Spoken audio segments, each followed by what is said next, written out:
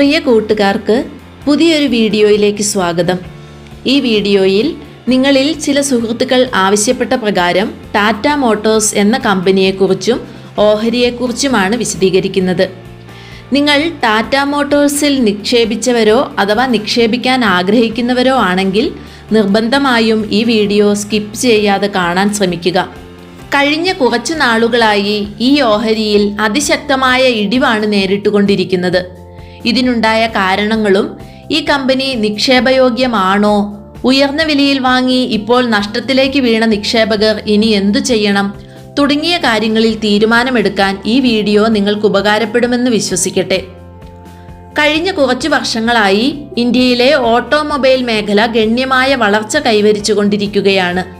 വർദ്ധിച്ചു വരുന്ന വരുമാന നിലവാരം, സർക്കാർ നയങ്ങൾ, വർദ്ധിച്ച ഉപഭോക്തൃ ഡിമാൻഡ് എന്നിവയാൽ ഈ മേഖല ആഭ്യന്തര കയറ്റുമതി രംഗത്ത് വളർച്ച കൈവരിച്ചു.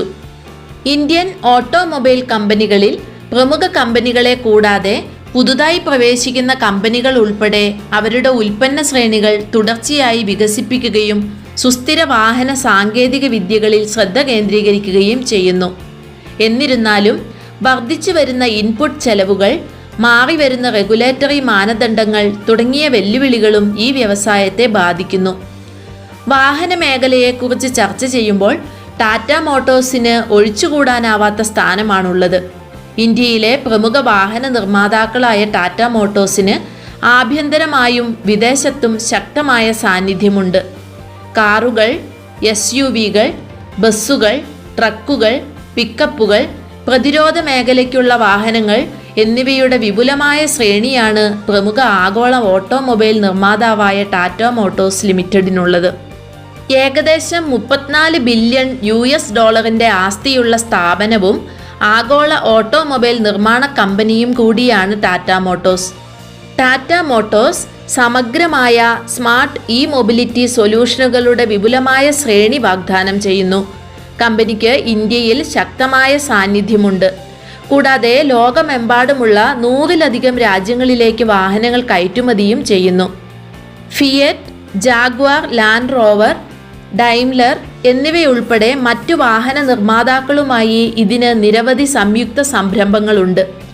ആഡംബര കാർ ബ്രാൻഡുകളായ ജാഗ്വാർ ആൻഡ് ലാൻഡ് റോവർ ഈ കമ്പനിയെ ആഗോള കമ്പനികളുമായി കിടപിടിക്കുന്നതിന് കാരണമാകുന്നു. എന്നാൽ അടുത്തിടെ ടാറ്റ മോട്ടോഴ്സിന്റെ ഓഹരി വിലയിലെ തുടർച്ചയായ ഇടിവ് നിക്ഷേപകരുടെ ആശങ്ക വർദ്ധിപ്പിക്കുന്നു. പെട്ടെന്നുള്ള ഈ ഇടിവ് കമ്പനിയുടെ പ്രകടനത്തെക്കുറിച്ചും നിക്ഷേപകരുടെ ആത്മവിശ്വാസത്തെക്കുറിച്ചും ചോദ്യങ്ങൾ ഉയർത്തിയിട്ടുണ്ട്. ഇതിനുണ്ടായ കാരണങ്ങൾ നോക്കാം. കുറച്ചധികം കാരണങ്ങൾ ഉണ്ടെങ്കിലും പ്രധാനമായും ഈ കഴിഞ്ഞ Q2 റിസൾട്ടുകൾ മോശമായതാണ് സ്ഥിതി കൂടുതൽ വഷളാക്കിയത്. ടാറ്റ മോട്ടോഴ്സ് ഓഹരി വില പ്രതികൂലമായി പ്രതികരിക്കുന്നത് എന്തുകൊണ്ടാണെന്ന് മനസ്സിലാക്കാൻ കമ്പനിയുടെ ഏറ്റവും പുതിയ ത്രൈമാസ ഫലങ്ങൾ സൂക്ഷ്മമായി പരിശോധിക്കാം. 2025 സാമ്പത്തിക വർഷത്തിന്റെ രണ്ടാം പാദത്തിൽ കമ്പനിയുടെ കൺസോളിഡേറ്റഡ് നെറ്റ് പ്രോഫിറ്റ് 11% ഇടിവ് രേഖപ്പെടുത്തിക്കൊണ്ട് 33.4 ബില്യൺ രൂപയിലെത്തി. കഴിഞ്ഞ വർഷം ഇതേ കാലയളവിൽ ഇത് 37.6 ബില്യൺ രൂപയായിരുന്നു. അറ്റാദായത്തിലെ ഈ ഇടിവ് ആഭ്യന്തര അന്തർദേശീയ വിപണികളിലെ വെല്ലുവിളികളെ പ്രതിഫലിപ്പിക്കുന്നു. ടാറ്റ മോട്ടോഴ്സിന്റെ ഇബിറ്റയിലും 16% കുറവുണ്ടായി. ഇത് കഴിഞ്ഞ വർഷത്തെ 137.7 ബില്യൺ രൂപയിൽ നിന്ന് 115.7 ബില്യൺ രൂപയായി കുറഞ്ഞു. ഇബിറ്റ മാർജിൻ 230 ബേസിസ് പോയിന്റ് കുറഞ്ഞ് 11.4%. ജാഗ്വാർ ലാൻഡ് റോവറിന്റെ പ്രകടനമാണ് ഈ മാർജിൻ ഇടിവിന് കാരണമായി വിശകലന വിദഗ്ധർ പറയുന്നത്. താൽക്കാലികമായ വിതരണ പരിമിതികളുടെയും നിലവിലുള്ള സാമ്പത്തിക വെല്ലുവിളികളുടെയും രൂപത്തിൽ JLR തടസ്സങ്ങൾ നേരിട്ടു, പ്രത്യേകിച്ച് ചൈനയിലും യൂറോപ്പിലും.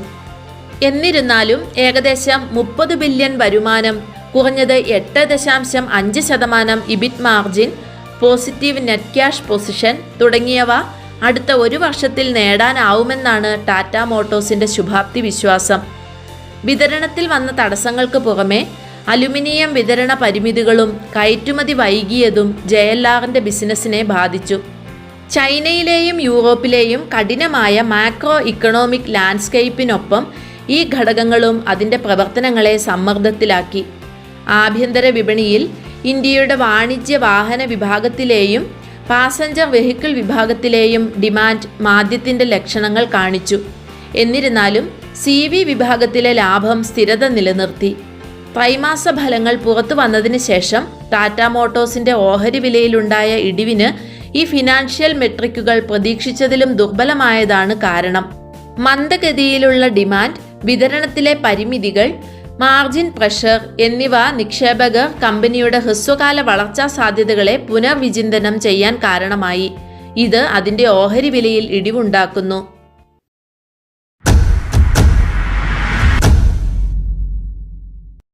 വെല്ലുവിളി നിറഞ്ഞ രണ്ടാം പാദത്തിന് ശേഷം റിക്കവറിയും വളർച്ചയും വർദ്ധിപ്പിക്കുന്നതിന് ടാറ്റ മോട്ടോഴ്സ് ടാർഗറ്റ് ചെയ്ത തന്ത്രങ്ങളിൽ ശ്രദ്ധ കേന്ദ്രീകരിക്കുന്നു.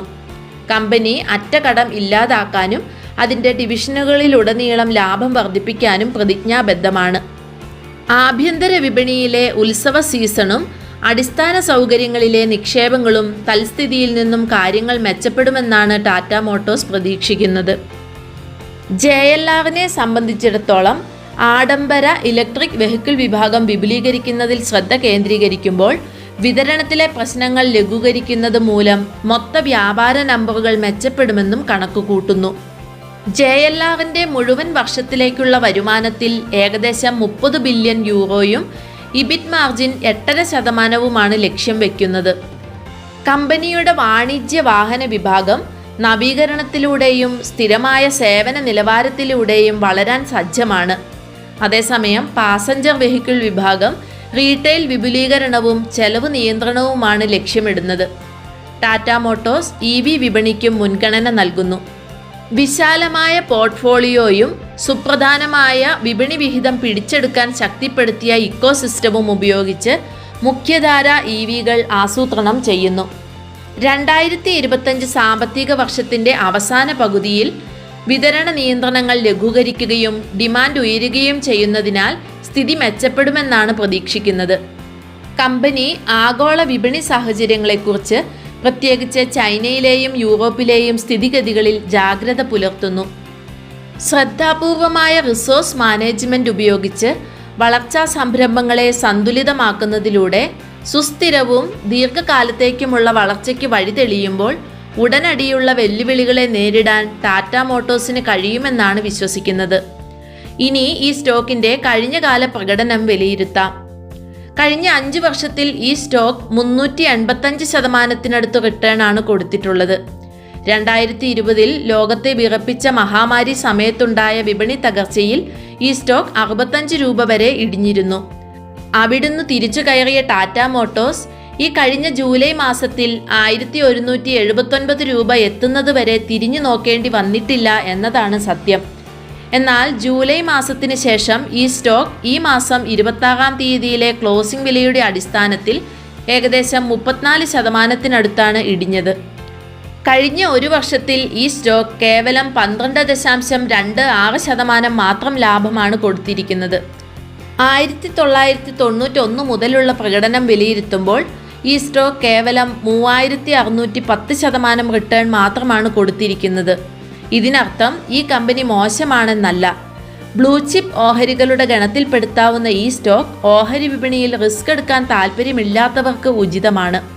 നിലവിൽ ഉയർന്ന വിലയിൽ വാങ്ങി നഷ്ടത്തിലേക്ക് വീണവർക്ക് മൊത്തം പോർട്ട്ഫോളിയോയിൽ ഈ സ്റ്റോക്കിന് കൊടുത്തിരിക്കുന്ന വെയിറ്റേജ് നോക്കി ആവറേജ് ചെയ്യാമെന്നാണ് അഭിപ്രായം. എല്ലാറ്റിനുമുപരി ടാറ്റ എന്ന മാനേജ്മെൻറ്റിൽ നിക്ഷേപകർക്കുള്ള വിശ്വാസം കൂടി കണക്കിലെടുക്കുമ്പോൾ ഇതൊരു സേഫ് സ്റ്റോക്ക് തന്നെയാണ്. എന്നിരുന്നാലും അഗ്രസീവ് റിട്ടേൺ ആഗ്രഹിക്കുന്നവർക്ക് ഈ സ്റ്റോക്ക് അനുയോജ്യമാവില്ല എന്നുകൂടി ഓർമ്മിപ്പിക്കട്ടെ. ഒരു സന്തോഷം കൂടി നിങ്ങളുമായി പങ്കുവയ്ക്കട്ടെ. നമ്മൾ ഹ്രസ്വകാല നിക്ഷേപത്തിനായി പരിചയപ്പെടുത്തിയിരുന്ന പല ഓഹരികളും ഈ ആഴ്ചയിൽ മികച്ച ലാഭത്തിൽ വിറ്റൊഴിയാനായി. ഇതിനെക്കുറിച്ച് അടുത്ത വീഡിയോയിൽ വിശദമായി ഉണ്ടാകും. വീഡിയോ ഇഷ്ടമായെങ്കിൽ ചാനൽ സബ്സ്ക്രൈബ് ചെയ്ത് മറ്റുള്ളവർക്കും ഷെയർ ചെയ്യുക. Thank you for watching.